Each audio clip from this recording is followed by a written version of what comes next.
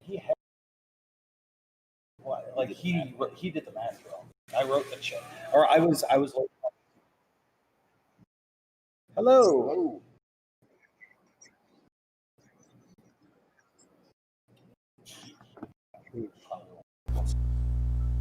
Test, test, test, test. Can you hear me, folks? Can you hear me, folks? We can see it or hear you. Can you hear us? Yes, I can hear you. Awesome. Okay. That's a good question. That I'm not sure.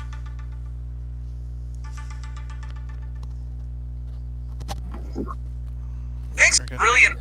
This episode of SciShow. Oops. I accidentally clicked on YouTube. Sorry. All right. Test, test. All right, folks. This is Gus from the virtual Taphouse again. Tonight we're going to visit with Metal Monkey Brewing out of Romeoville, Illinois. Yep, Romeoville. All right, so we have brewers Dan Camp and Jason Janes, and then the sales rep Sarah Duran for the brewery. So we got a full house today. Unfortunately, the reason for us doing these virtual tastings is because of the COVID, and their tap room got locked down. So we're doing another remote, which is the reason why we're doing these virtual tastings. All right, so today we're going to go through 4 beers. Thanks for joining us. If you're here first time and you don't want to miss any of these events, subscribe to the page and hit the alert buttons, and you'll never miss any of these deep, dark secrets that we uncovered during these little events. So let's start with Dan Camp, the brewer. Why don't you tell us a little bit about yourself, Dan? Hi, my name is Dan Camp. I'm one of the brewers and owners here at Metal Monkey. Started home brewing probably about close to 20 years ago now, actually. Wow, that's crazy. We opened up the brewery about 5 years ago. Jason and I met at a homebrew club meeting, became good friends, and started to kind of do all the brewing and stuff together, and then eventually made it here. And I don't know. Guess that's all I got right now. All right, how about you, Jason Janes? What do you got for us? Yeah, so obviously one of the other owners and brewers with Dan here, do the day-to-day and all the brewing stuff. Started home brewing too, not as long as Dan, but both joined the Joliet Brewers Guild and, kind of hit it off right away and became good friends and had this crazy idea to open a brewery. Awesome. Here we are. Awesome. Sarah Duran, there you are. What's going on, Sarah? I started with Metal Monkey almost 2 years ago now. And if you see our beer out in the world, I'm the one who put it there. So I just travel around and make friends and give away beer. Awesome. So how long ago did you guys open up? Almost 5 years ago. It'll be 5 years at the end of January. Awesome. So I got a question for you. The 2 brewers. Do you guys have any formal training underneath it, or are you just guys trial and error, or what do you? No formal. Yeah, nothing formal. Both started as homebrewers in a garage or kitchen or basement, and a lot of trial and error on the homebrew side. I think before we opened up the brewery, I was consistently brewing every other week at home, if not more. And then once we got the idea to kind of get this going, we brewed almost weekly. I think, just to sometimes twice a day, just to try to get different things ironed out and figure out how we want to do it. So 5 years ago, would you guys have ever imagined you guys be where you're at right now? I mean, definitely not the whole COVID thing, but the whole place has just gotten so much bigger and kind of taken on a life of its own beyond what we had originally started. Actually, it was funny. We were talking the other day about, there's some customers that come in here who are regulars that we don't recognize anymore because we're not always here as much as we were when we first opened. So this place is just as much of a home to some people as it is to us, but we never see them, and that's a little weird. It's really cool though. So is there any history behind your brewery at all? Did you guys occupy a space? Did you guys build up from the ground up, or what's No, that? we built out from the ground up. The whole space that we're in now, it's about 6,400 square feet. Oh wow! We put the big box when we first moved in, big concrete and drywall box, and everything that didn't require a contractor, we built ourselves, and everything that required a contractor, we tried to cut costs as much as we could on that as well. So it's very much DIY type of brewery that we've got here. Yeah, between the bar, the tables, light fixtures, even the stage when we had live music, that was all built by us and friends and people willing to help and lend a hand. And awesome. we hung up the brewer hat for a while there, and we became general contractors in the beginning. And I don't miss that though. No, it was nice to be able to get back to actually making beer, the thing we wanted to do when we started the place. Hey, Sarah, how'd you hook up with this company then? So I was working for a home health company, totally different than this. I did a lot of organizing and selling of customers, but from inside, and I hated it. I hated my cubicle. I hated having windows that didn't open. It just wasn't a good environment as a whole. And so I had it out there that I was looking for a job, and a friend of mine worked at the Village and knew that they were hiring and recommended me over. So here we are. Met with Brandy, and that was it. And how long you been with this company now? Since the beginning? Right around Thanksgiving, be 2 years. Awesome. That's awesome. Yeah, and before this, Dan and I both worked IT for corporate America and worked nights, and we both hated that. It was just that day-to-day grind of, for us, like 11 to 7 overnight, and dying to get out of there. And once this got off the ground and we were able to leave those shops behind, it was great. It was, yeah. Awesome. Beer is our way out of the corporate world, right? All right, so the community you guys are in, how are they accepting you? Are they good to you? You got a lot of support from the community during this COVID? Oh yeah, the Romeoville's been really great. There's a lot of great people in town, a lot of great regulars that still come in to pick up their to-go beers, their curbside pickups, or the other night after we closed, I was actually driving home and somebody followed me out of the parking lot and then pulled into another place where we sell beer to, because they obviously noticed that we were closed. So they're like, okay, I'm going to go down the street and check out this liquor store now. The village officials, they've all been great. The council members, the mayor, everyone at the village hall has been super awesome to work with. Awesome. Really supportive of small businesses, local businesses, and most people like beer, so that helps too. Here, we'll go one more question, and we'll just start diving into the beer, because I'm sure these people are thirsty on a Sunday afternoon, especially such a nice Sunday afternoon. Jeez. Right? All right, so why the name Metal Monkey? We get that one all the time. Yeah. So, if you look around at our artwork, our labels, everything, it's no secret that we like heavy metal music. So that's where the metal part comes from. How heavy? How heavy? Is probably about as heavy as you can go. Like we're all across the board. We like some more melodic stuff, but then every now and then you just need some really brutal death metal type music. Oh, yeah. And then monkeys are fun. Monkeys they're goofy. They don't take themselves too seriously, and that's kind of how we act. For anyone who hasn't ever been in our tap room, there are stuffed monkeys, animals, toys everywhere. We just got a new one this week that's bigger than my 10-year-old, and people keep bringing us giant stuffed monkeys. It's hilarious. So we keep adding them to the collection. That's awesome. Yeah, even with the tap room closed, one day somebody put one in a chair outside and just left it there, and we got in and we're like, "What? Okay, there's a giant monkey outside. We better bring him in." All right, guys. We are going to start with the first beer. It's going to be the Bikini Bottom. It's a pineapple Gose. All right, let's tell me about this one here. Let me show you folks out there in TV land. This a Gose, for you who don't know, is a sour. So tell us about the style first for people that know. Traditionally it's a sour wheat beer, usually pretty light in alcohol. It's kettle soured, meaning we sour it in the boil kettle using various lactobacillus cultures to get that sourness, as opposed to some of the more traditional sours that might be done with in a barrel or post boil. This is actually done in the boil, just to decrease the risk of infection of the brewery, because those bacteria are really hard to kill once they get into like wood or fermenters or things like that. So the kettle sour is usually a good option to go with for breweries of our size that don't have a dedicated sour program or dedicated equipment to be able to use for strictly souring.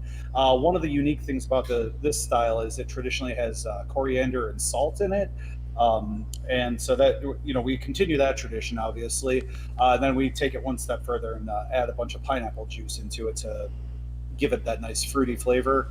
And it works really well with the sourness, with the salt, with the coriander. It just really nice, tasty beer. Yeah. It's become one of our staples around here. Yeah, I think we've had it on tap from day one. We've kind of tweaked the process of how we've made it over the years. When we first started on a small 3-barrel setup, we would buy and chop and core pineapples ourselves. We would puree them and add them to the boil kettle. And then as we expanded and grew, and now that we've packaged the beer, we started to add the pineapple post fermentation so that it kind of has a bigger pineapple flavor to it than if it was just boiled with it that way. All right. So from start to finish, how long does this take to get in a can? This one, 18 days or so. 2.5 weeks. Yeah. All right. All right. Sarah, how's this sell out there in the market? Is this one of your guys' core beers? Yeah, this one isn't a lot of work for me. This one is easy to sell. You tell people Bikini Bottom, and the people who've heard of it instantly want it, and the people who haven't are intrigued first by the name, and then the can, and then this flavor clinches it for them. Yeah, this the salt is the hook for me. Uh-huh. Yeah, Definitely. Yeah, I always, when people come into the tap room and want to try it, I always kind of refer to it as like the Gatorade of beers, because that saltiness it's refreshing. It keeps you coming back for another sip, and it's got a nice punch to it. In the middle of summer, it's a huge hit. We can barely keep it on tap or in cans in the summertime. Yeah, is this a year-round brew for you guys? Is this a year-round brew? Is this a year-round brew? More or less. We'll do smaller batches probably during the winter, and now that it's starting to cool off. Or we won't can it, or it might just be draft only. But typically we do end up making it year-round.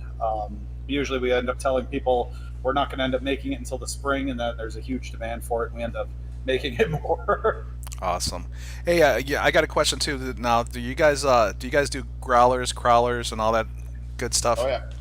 Yeah, with all the shutdowns right now, we're just doing the crowlers rather than having people bring in glass, just as an extra measure of precaution on our side, just because we don't want to risk anybody's health by filling their beer, and everything here is nice and sanitary and clean, and we know where it's been. So for right now, just the crowlers, but we could pretty much package anything into those that's on tap. Okay, are you guys doing curbside service? Are you letting people come into the bar to buy it? How are you doing that? We're doing curbside. We've got a patio area out front as well. So we're asking people to come to the bar to place their orders, and then they can go sit outside. All right. And if people don't want to come in or be around people, you can place your order online, and we'll bring it out to your car, drop it in your trunk for you. Awesome. Hey, I'm going to give a shout out real quick to the people from Chatter Church. It's another room that I hang out with. It's a good friend of mine. Let's see. What are your hours during this COVID deal? Are you guys open all the time, or you got restricted hours? Yeah, we've got restricted hours just because for the most part it's just Jason and I here. So we're doing Thursday through Saturday, 2 p.m. to 7 p.m. And then the rest of the week we're kind of focusing on production and distribution and things like that. Food trucks? No. Yeah, we occasionally have food trucks. Right now, just because of the way everything is, we don't have anything booked. But typically it's usually Friday, Saturday, or both if we have food trucks out. Okay, and then people can order in, bring in food. We've had people bring, pre-COVID, people bring their lunch in and have a beer during their lunch hour. Oh, awesome. Yeah. How about dog friendly? Yes, no? Yep, pets friendly. Oh, yeah. Awesome. Yeah. Pets and kids. There's a baby here now. All right, so let's get back to this pineapple Gose. So tell me, Let's hear the secret ingredient. What do you guys got going on in this? Because there's something in there I can't put my finger on. Honestly, it's one of the more simple grain bills that we've got. It's Pilsner malt, white wheat malt, and a little bit of melanoidin malt, which kind of gives it a little bit more of a, what would you say, like a little bready, caramely breadiness, like a little, probably more of a bready sweetness in this one than the lactobacillus we use. It's 5 different strains of it. I don't know the names of them off the top of my head, but it's a blend that we use that we've tried a number of different cultures for that, and the one that we've settled down more or less is that it's just got a really nice flavor that goes well with the different beers that we make that are sour. And we try to not get too crazy with the pineapple. We've had some batches where we've made it more sour than what we currently do, and it confused people because it was very, very sour and they didn't like it. So we kind of went back to the middle of the road as far as the sourness goes. We try to go with a lot of pineapple, but not so much that you can't taste what's the rest of the beer. We don't want the pineapple to overpower the salt or the coriander as well. So we try to restrain ourselves a little bit with that. All right, Gnome on the Rain's got a question. Do they make any other variations of Goses?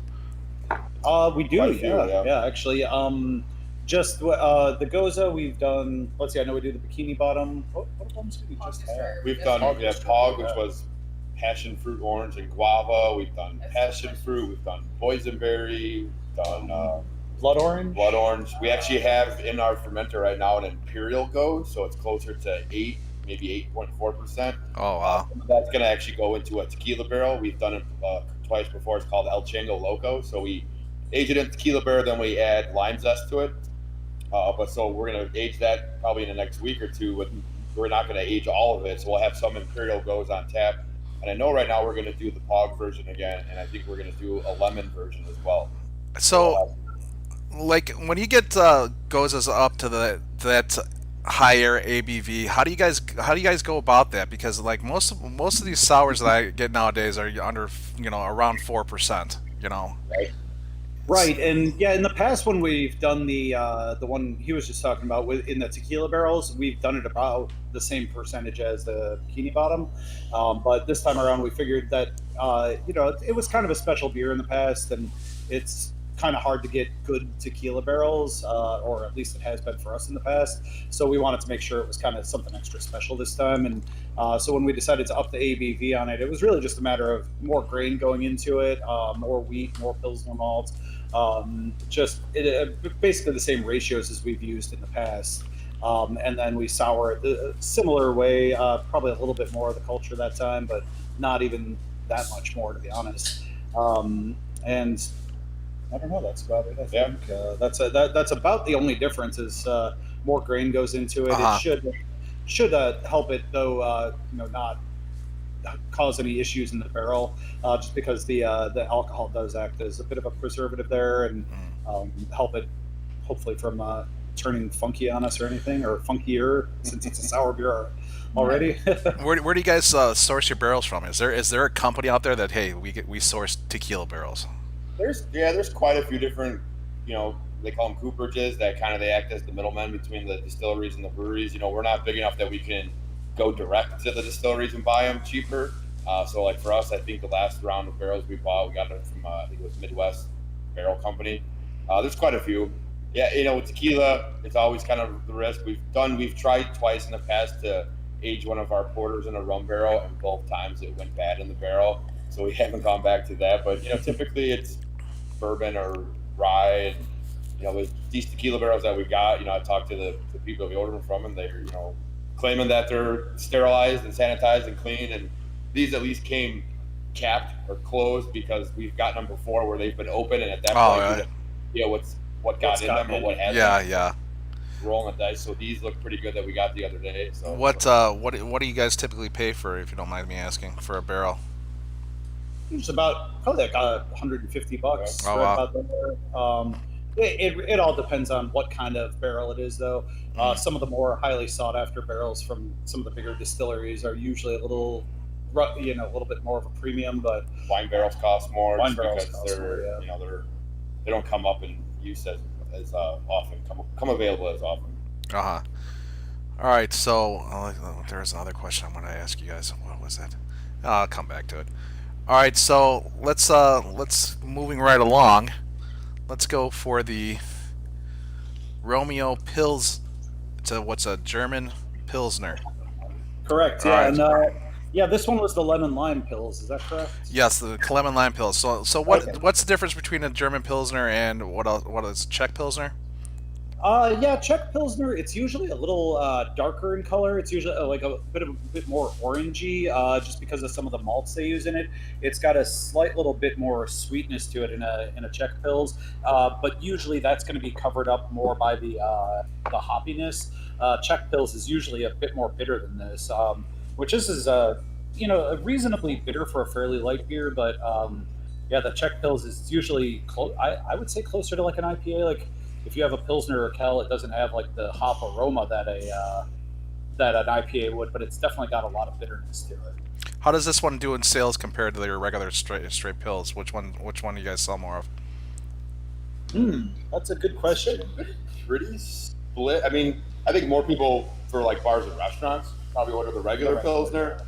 Customers in-house, I think you get a lot of them who end up drinking both when they're here because they tried the regular first and they want to try the lemon lime. And we actually last month in October we had 3 weeks in a row where we did an orange version, blueberry, and then there was another flavor that we cherry.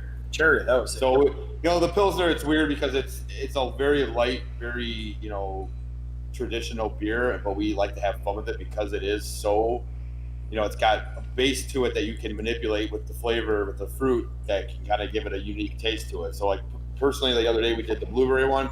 It smelled like Jiffy blueberry muffins. And awesome. We had a small keg of it, only 5 gallons, and it was gone in 3 hours. Mm-hmm. Do you guys do experimental batches just to do stuff out there? Yeah, we do, and we've actually started doing some more of that now that our production slowed down just a little bit because of COVID and everything.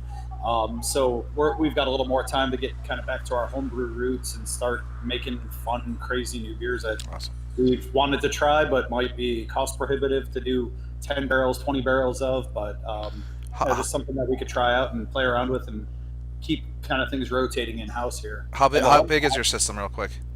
It's a 10-barrel brew house, 20-barrel tanks. We got an oversized mash tun and a 30-barrel hot liquor tank. So there are days that we can do back-to-back batches, and we can do 20 barrels in one day if we want to. Oh, like yesterday. Yeah. And the lemon lime one started as a joke. Dan and I are both big Simpsons fans, and we always joked about making Skittle Brow. And we thought, how could we kind of make a Skittle flavored beer? So we went with the lemon lime for our 4th anniversary earlier this year, and it was such a big hit that we've continued to make it since January because everyone keeps asking for it. So, and that's where, since lemon lime was such a big hit, we kind of said, let's try some other flavors and see what else we might come across that people really like. And the blueberry one was a huge hit that we're going to end up doing again too.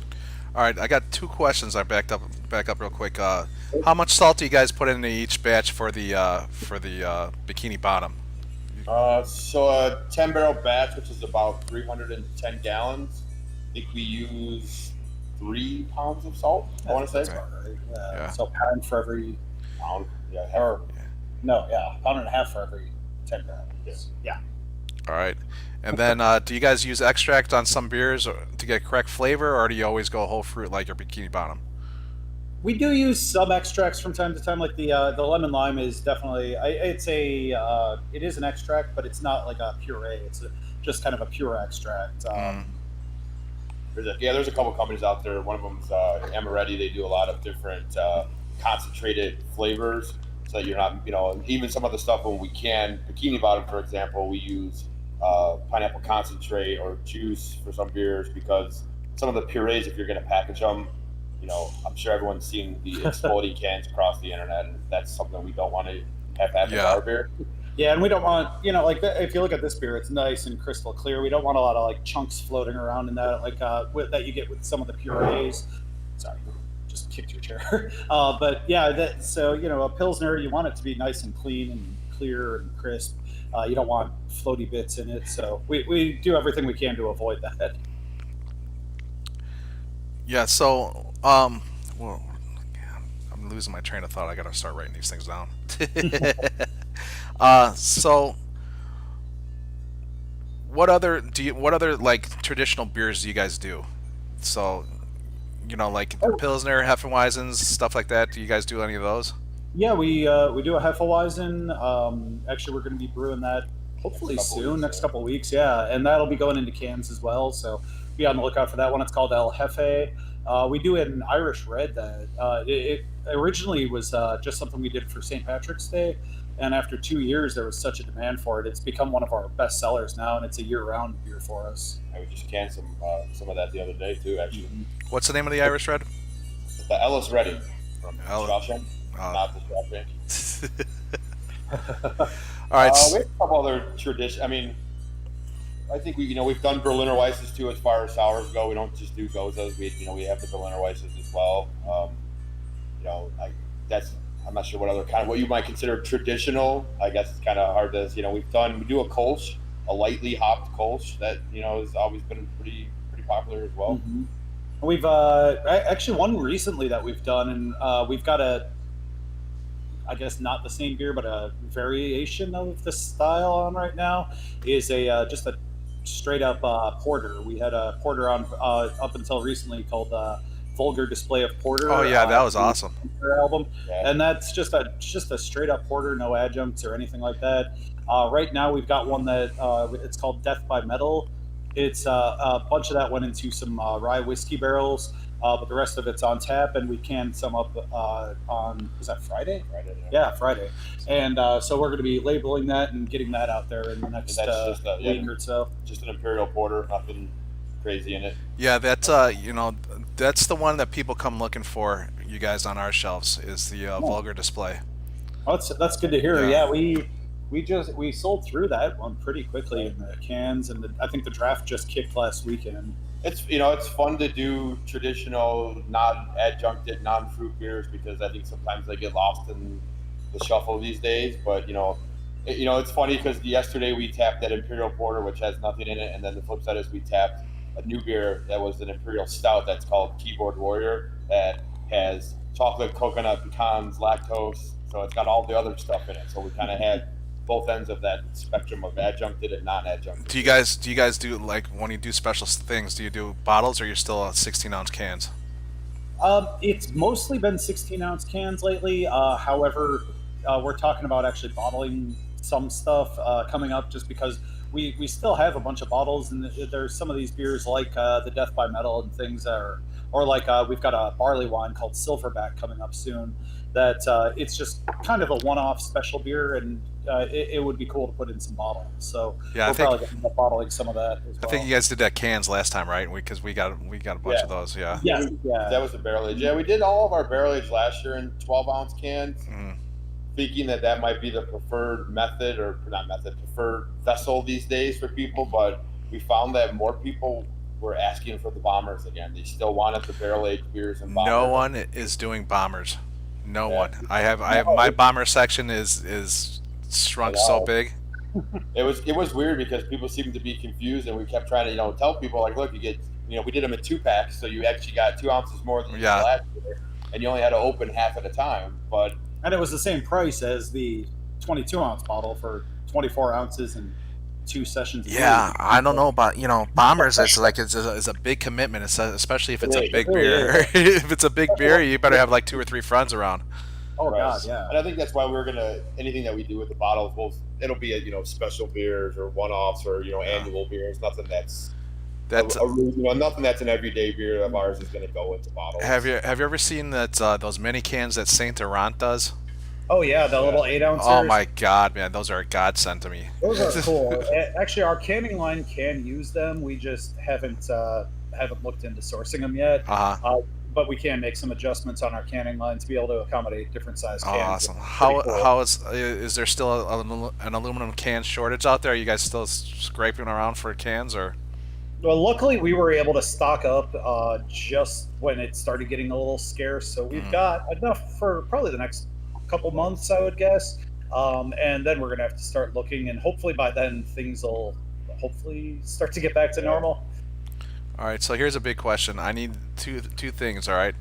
What was your biggest successful beer that you never thought it would be that big and successful? It's something like a sleeper, you know what I'm saying? And then what was your biggest shelf turd? Ooh. Biggest success? You know, I mean, it's hard to say. I mean, the Irish Red definitely surprised us that, you know, we did it twice the first 2 years in February, March, and then people just wanted it all the time. I think that one was a big one. And I think some of the Bikini bottom too, because there's such, you get early spring to late fall that, everybody wants that beer. And it's like, we're constantly trying to keep up with it, which is good. Yeah. And I think those were the ones I was thinking as well. As far as ones that you produce more often now. Yeah. I mean, a lot of the one-offs are real popular, but those are one-offs, you know what I mean? And the stuff that, and our Pilsner has been a big hit that, we tweaked that a few times, and that's been a nice mainstay, which is really good because, we still get a lot of people that come in that aren't craft beer drinkers, and they want, they're transitioning into that, and that's a really great beer to start them off with. As far as shelf turd. We're totally thinking the same exactly beer. The same beer. We made an Imperial Red that we barrel aged. It was Red Ass Baboon. It was a second use barrel, so every year we'd aged our Imperial Stout and bourbon barrels, and we took a couple of those barrels one year. We're like, let's make an Imperial Red. We'll age it. It won't be as barrel and bourbon forward, but it'll still have that oak flavor to it, and it did. Oh yeah. But nobody wanted it. Yeah, no, it's been around forever. And the running joke now is that every now and again, even in my fridge, there's one in there because I feel like somebody comes over to my house and sneaks one in my fridge, and I don't know where they keep it from. So, not all of them are winners, and we're fully aware of that. That's okay. Not every beer is perfect, and some beers are great in theory, and then you execute them, and you're like, it's all right. And some beers taste exactly how we want them to. They just don't get perceived by the public the same way as we expect to. There's one beer that I was a little, I don't know, maybe a little worried about it being selling, and I'm not. I don't remember if you guys picked any up, but it was another Gose. It was our pickle Gose called Rick. Oh, Pickle Rick, man, that was awesome. I love that beer. Yeah. It's polarizing though. Yeah. People either love it or hate it. And we before we ever made a real production version of that, we did a couple small little test batches that we'd bring to Beer Fest, little one-off rare beer festivals, and people just went crazy for it, which is awesome because to me that works so perfectly with a Gose. It's got the Gose already has a lot of those same flavors. It's got sourness, it's got spices, it's got salt. So the rest of the kind of pickle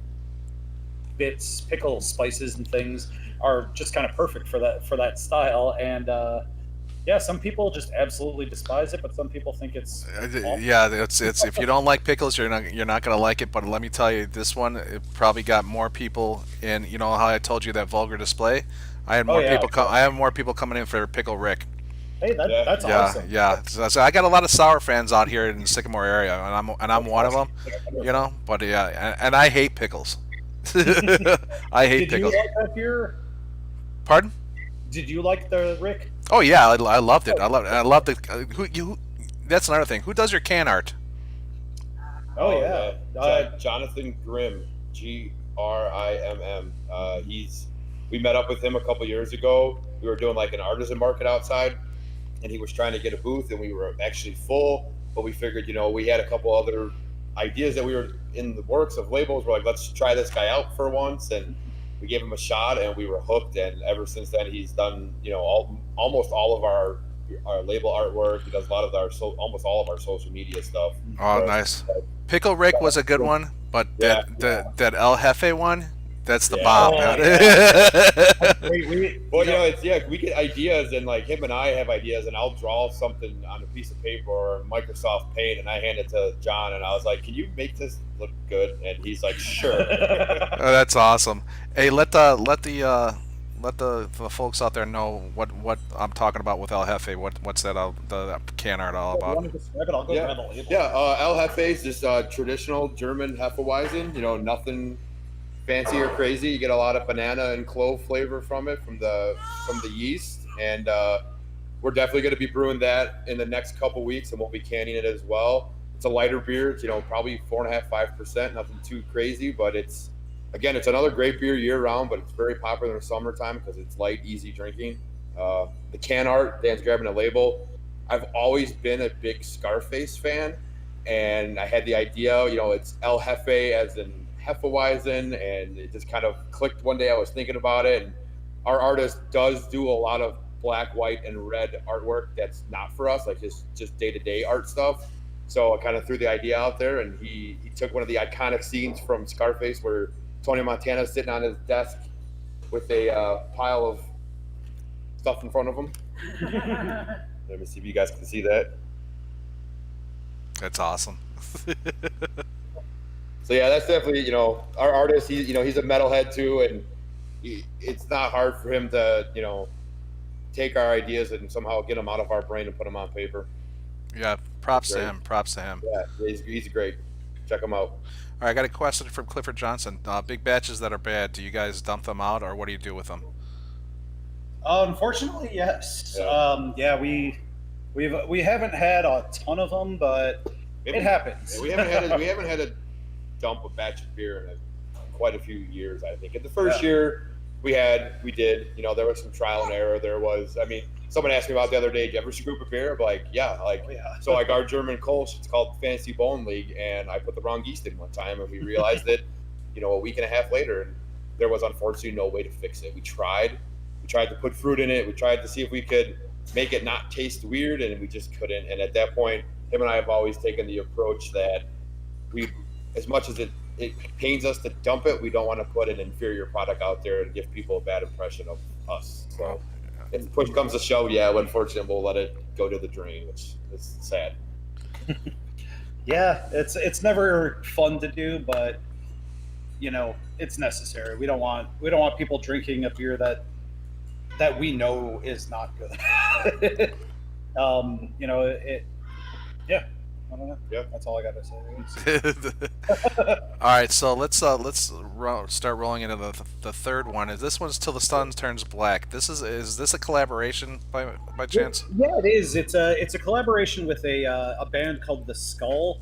They're a Chicago doom metal band, so kind of I'd say Black Sabbath like, if you're not familiar with the genre. So a little bit slower, a little bit heavier than other bands. So this is a green tea IPA. It's a little darker in color than a lot of traditional IPAs because we use some honey malt in it. Honey malt tastes like honey a lot, and we figured that would go really well with the tea. And there's some lemon zest in that one as well. And it's a jasmine green tea, so you can taste kind of the jasmine flowers as well as that green tea kind of flavor to it. Yeah, we used a lot of Columbus hops in it as well to give it a real dank flavor and nose to it, and use some lemon drop hops as well as lemon zest in the boil, just to kind of balance out that bitterness, but make it kind of still big IPA-ish, but still it's got a lot of sweetness in it from the honey malt, which a lot of people we find really like, because some people are put off by that harsh bitterness, so the honey malt kind of helps balance that out a little bit. Yeah, it's you know what? I was talking about this when we went to SoHop. My first experience with craft beer was Brother Benjamin from Greenbush. We were just talking about that beer the other day. Yeah, we were. And I could taste the honey in this. You know what I'm saying? Yeah. The sweetness of it. Brother, we don't put any actual honey in it. It's just honey malt. It's got that taste. It's got that flavor. So. Exactly. With Brother Benjamin, I drank a whole 4-pack, but I wasn't familiar with what was going on with it, So I think that's like a 12% or something. Yeah, man, that was a kick in the pantaloons, let me tell you. Oh, I bet, yeah. Yeah, this is excellent. Yeah, it's become an annual thing for us every year. The band was actually supposed to play here this past summer. We do a big outdoor fest in July called Day of Doom, and it got canceled, obviously. But we were gonna obviously do the release around the event, and then kind of everything got thrown for a loop. So, but we still like to try to make it once a year with these guys and put it out there. It's a fun beer to make. It is. All right. So, as a collaboration with them, what exactly did you guys collab on? You say, hey, they tell you what they wanted, and then you guys put it together, or you guys just sat down? Well, this one actually ended up being fairly collaborative, I'd say. So sometimes we do a collab and it's more like a general idea, and then they'll a band might suggest a name or artwork or awesome. something for it. But these guys are friends of ours, and we've known them for many years. So they actually and Lothar, the guitar player, one of the guitar players, he and I have known each other for quite a long time, and he knows a thing or two about home brewing. So we've made beer before at my house and things like that before the brewery. So he actually had some input as far as ingredients and style. And he had originally recommended the green tea, and I had been wanting to make a green tea beer for ages. So I was all over that when he suggested it. We brewed a pilot batch, basically kind of based on the three of us talking back and forth about what we should do for the beer. And then after that, him and Ron, the bass player, came in and we sampled it, took some notes on what we should do differently. And then they ended up coming for the brew day, and we ended up, brewing the beer based on all the tweaks that us and them wanted to make. The artwork was their album cover that was set to be released the first time we made the beer, so that was cool too, that we got the new artwork before the album was out. And we debuted it at Kuma's Corner in Chicago the day that their album release happened. So they had the Skull Burger on the menu, they had our beer on tap, and they were playing the music with the band there at all night. So that was really cool. And we've done it, like he said, every year since then. So what, last 2 years? 3 years? 3 years now. Yeah.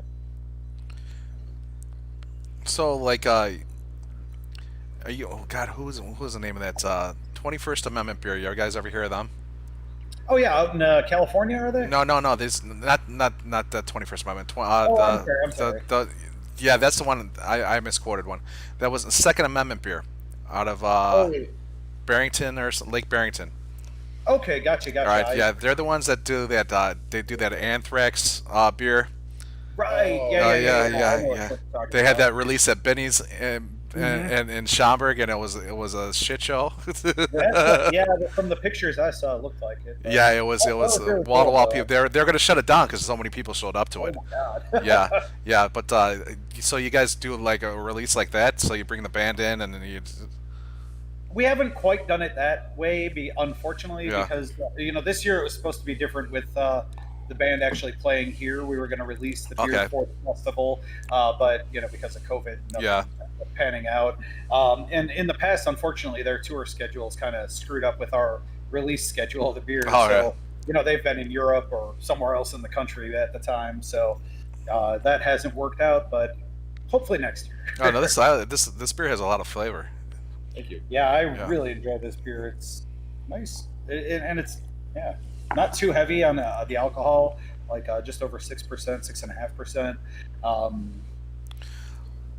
It's good. It's been and it's one of those too. Is people age all kinds of different beers, and obviously we never recommend aging IPAs, but this particular beer is interesting. We've stashed a couple 4-packs in the past aside, and as it does sit around a little bit more, you get even more of the tea flavor from it, and a little bit more of the honey. So it's really great fresh. It's really hoppy fresh, but that tea is really, that jasmine green tea really gives it its own unique flavor that we really like. We had a tea beer last week when I did the virtual from Mars, and that if you guys didn't say green tea to me, I would have been beside myself trying to put my finger on what was trying to figure out what that was. Yeah, definitely. Like, I've had a lot of tea beers in my day, I guess, and it definitely tastes totally different than like a black tea or most teas that I've had in beer. But it's a nice flavor that it's got, and I think it works really well with the hops that we use too. Awesome. So let's start rolling into the next one. Absolutely, yeah. All right, so we got Burninator, yes, Bock beer. Burninator. So tell me about a Bock beer. What exactly is a Bock beer?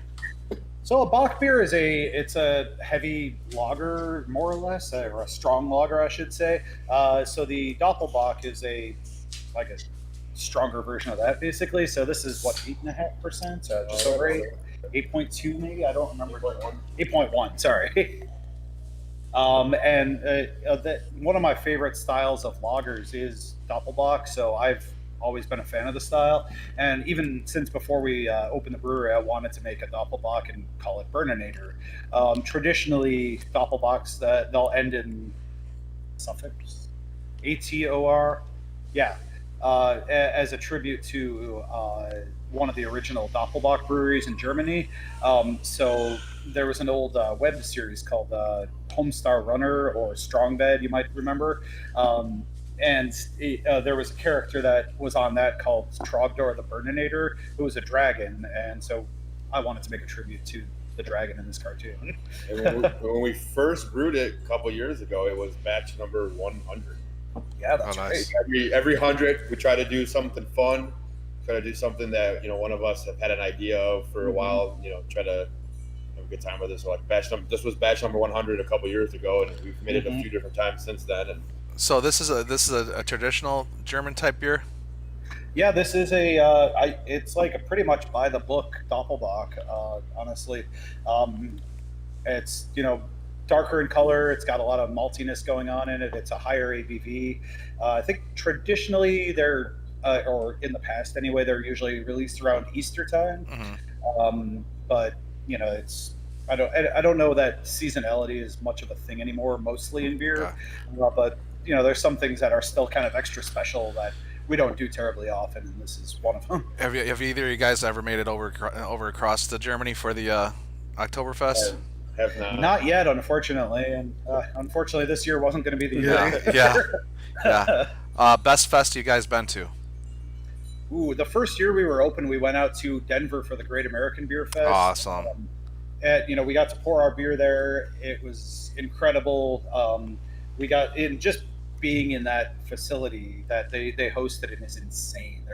It's like as far as you can walk in any direction, there's beer. More beer than you can ever drink in a weekend. Yeah. Even though we tried. Yeah, we gave it a shot.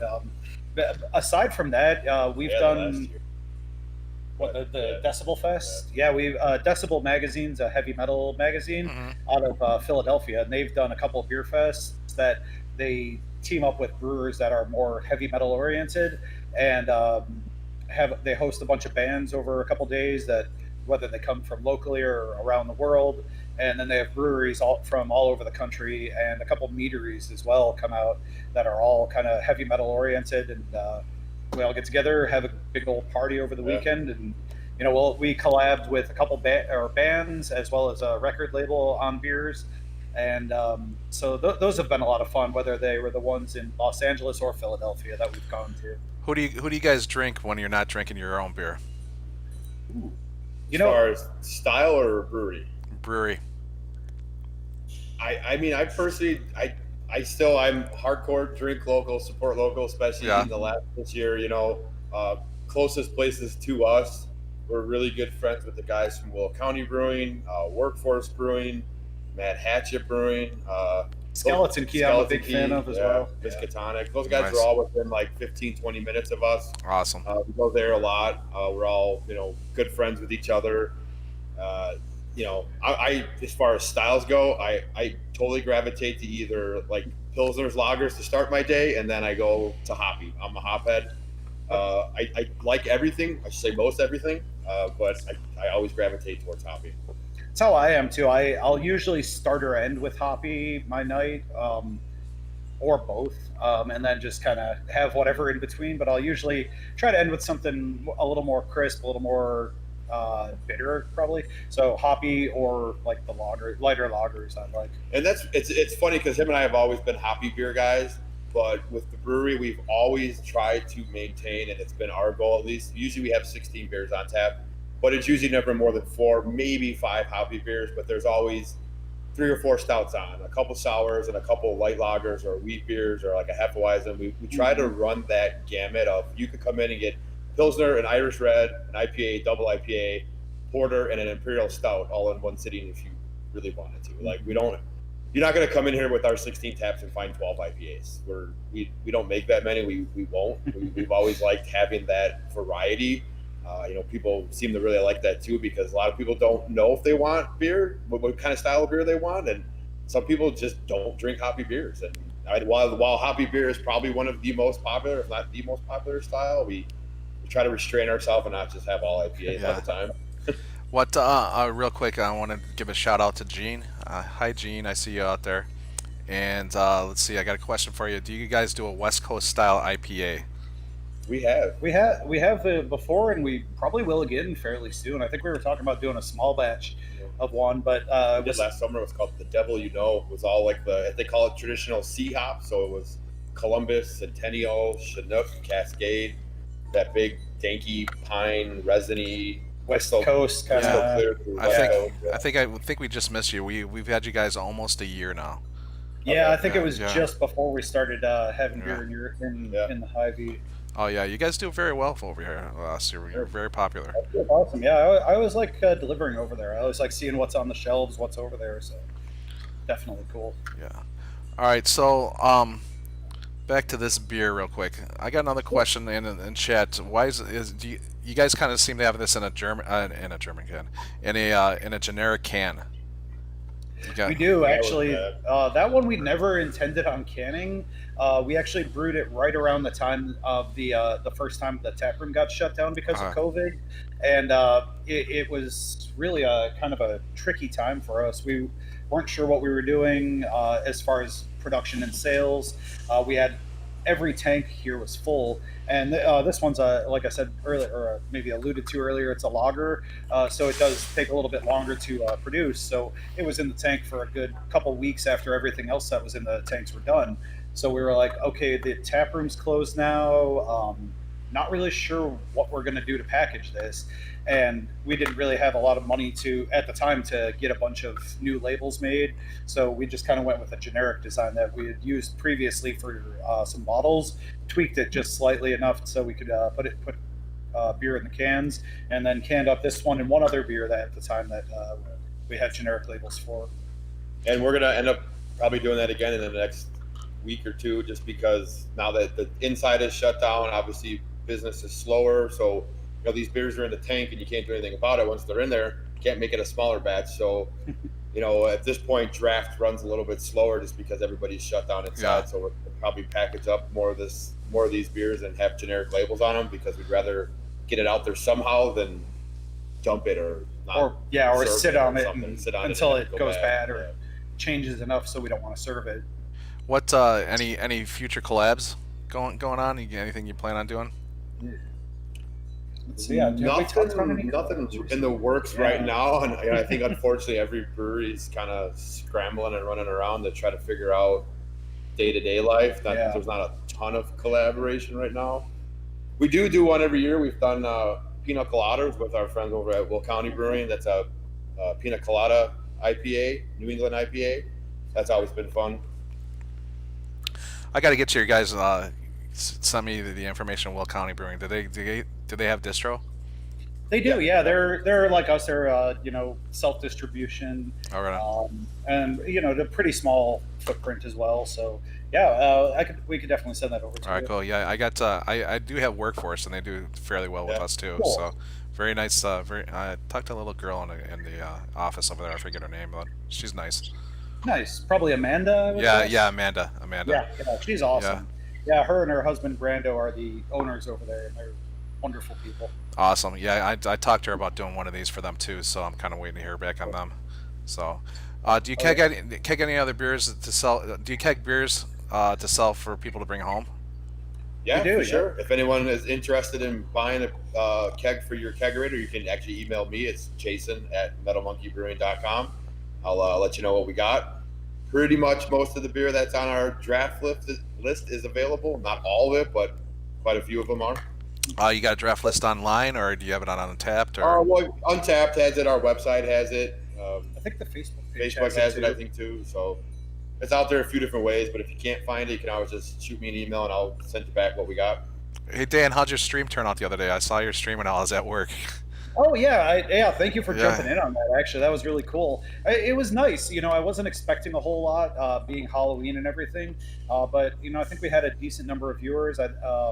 And there was a lot of questions and things in the chat.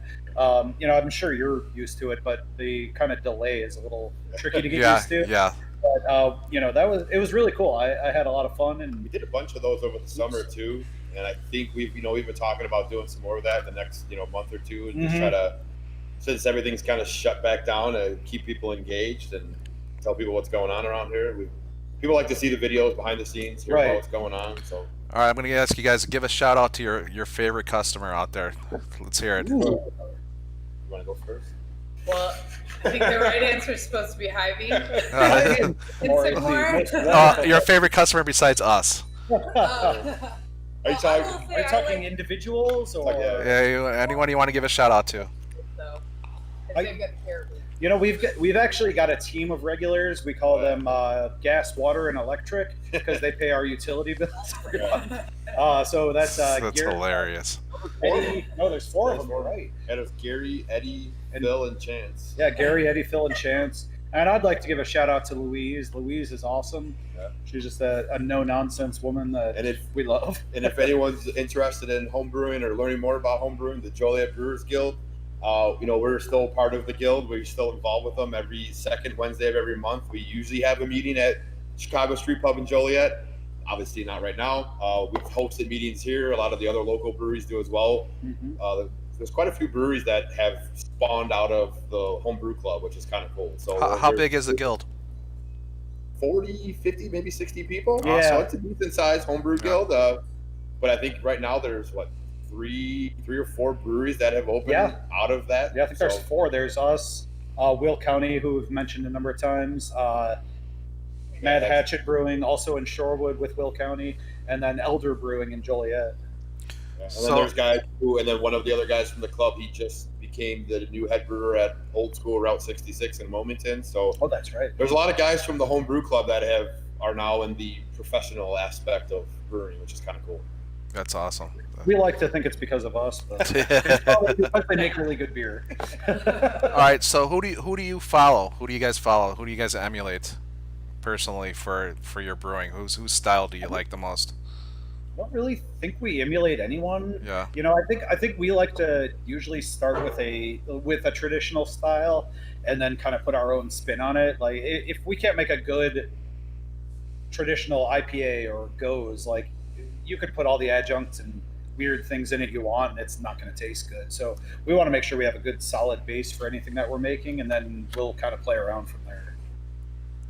I think that's one of the big things about us that makes my job easier is if it's a porter, it's going to taste like a porter. If it's a red, it's going to taste like a red. If it's a Pilsner, it's going to be a Pilsner. It's exactly as you expect and true to style. Who's selling the most of your beer for you guys? Ooh, probably Sarah. Or probably the Hy-Vee and Sycamore. Sorry, if I had the address, I'd rattle it. No, you mean where does it sell from out of here the most? Yeah. We're in some of the Whole Foods, so I mean, as a nice. company, they're probably selling a lot.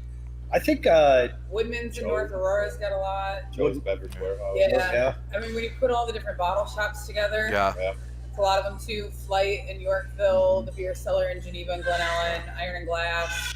How far out do you guys come out? Do you guys go past Sycamore at all, or does we do not? No, you're about the end of the line. Yeah. Just so you guys know, our yardstick, our measuring stick is basically that Lodi Taphouse. If you go to the Lodi Taphouse, I think Lodi. Yeah. We're over there. We're in what is it? We're in Elburn at Eddie Goodell's. Goodell's, yeah.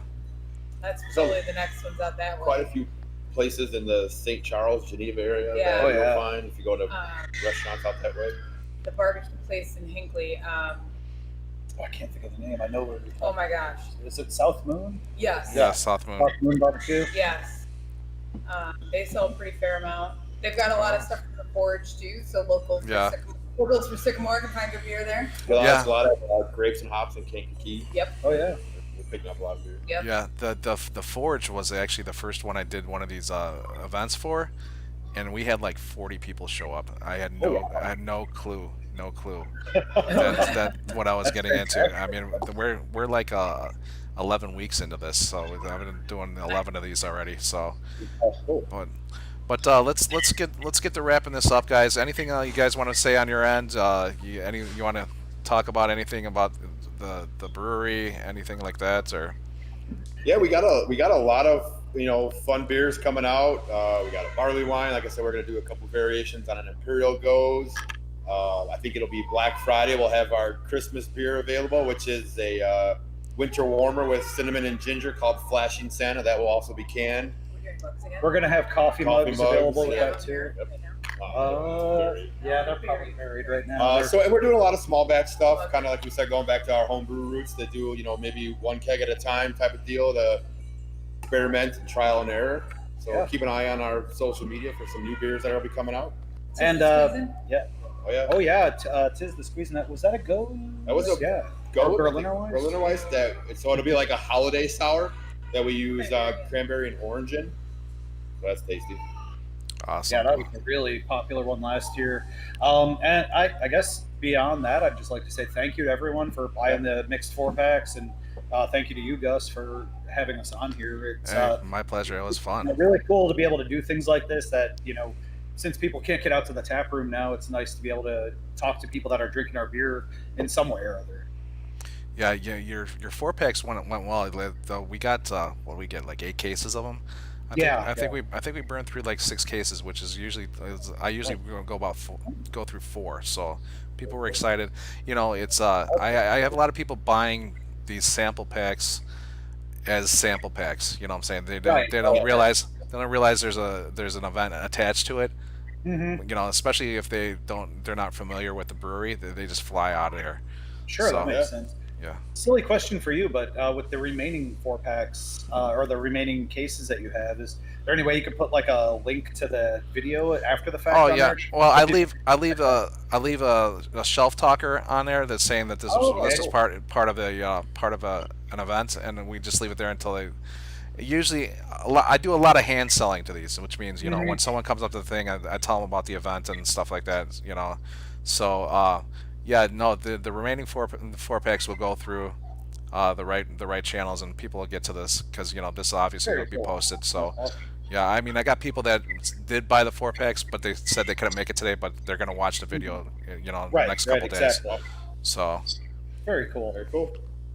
All right, guys. All right, folks. This is gonna end for today. Thank you very much for stopping out and giving us your Sunday time. I would like to thank Dan Camp, Jason James, and Sarah Duran for popping in and letting us know about their little brewery.